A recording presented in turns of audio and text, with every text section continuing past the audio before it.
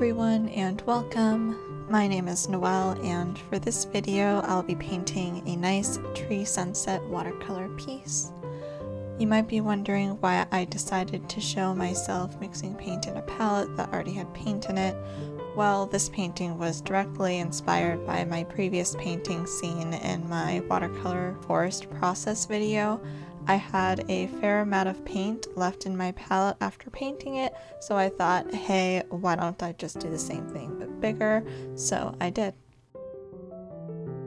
After I mixed my colors, I began this piece by wetting the paper with clear water, applying paint onto the paper, and quickly realizing that I was using the wrong brush for this task.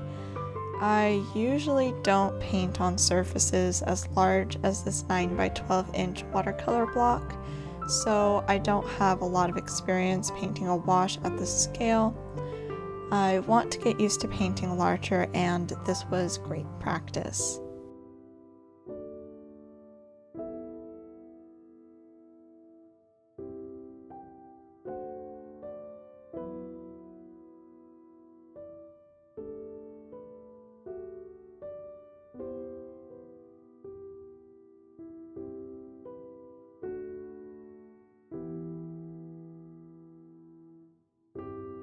Similarly to my previous painting, my goal for the sky wasn't to make a super smooth gradient. I want it soft and streakier to mimic clouds. Painting the sky was really fun because of the size and cool shapes I was making. This step required some bravery, but that also made it more exciting for me.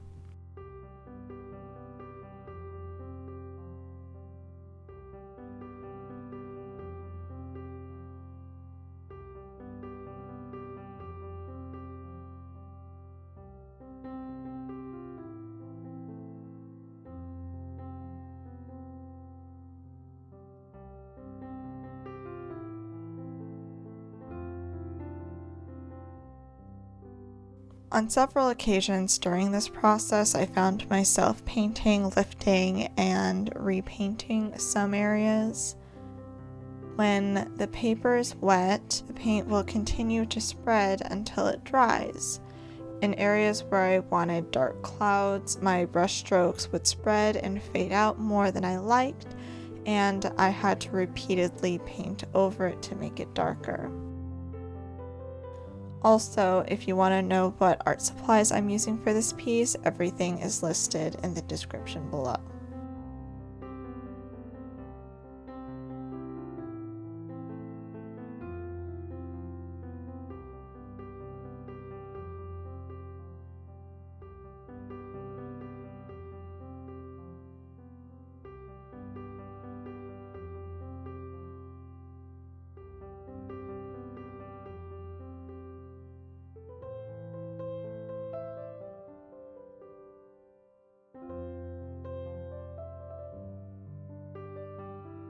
Here, I'd like to transition from painting the sky to painting the trees.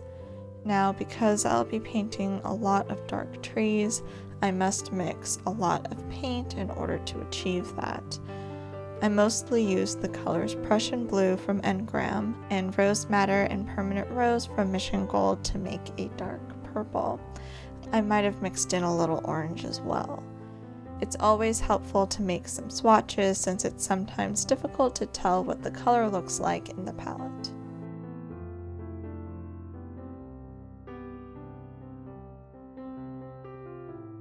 Trees are always difficult for me to paint, and I usually avoid them.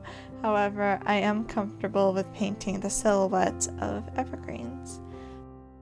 Part of this is because they have a more predictable pattern compared to deciduous trees, in my opinion, but also because I live in Western Washington where evergreen trees are everywhere, including right outside my window.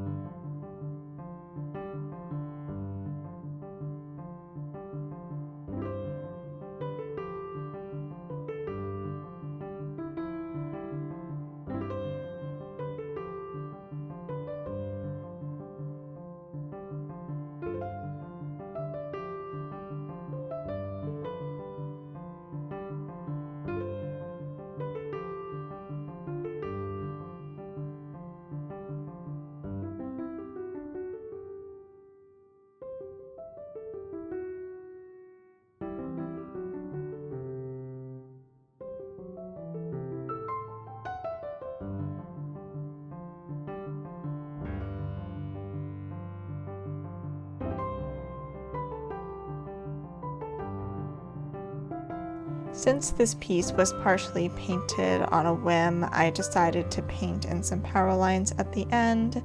Power lines can be quite intimidating to paint, especially large ones.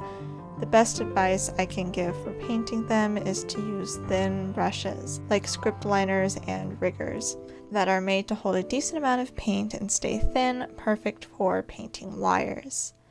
I used a ZenART size 2 rigger and a silver black velvet size 1 script brush.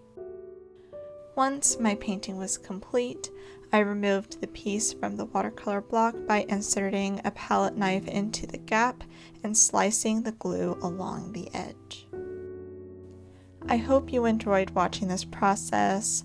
For art supplies I use and recommend, you can visit my Amazon storefront linked below, where I'll receive a commission from items purchased following the link. You can find me on my social media. I am most active on my Instagram. Thank you so much for watching, and make it a great day.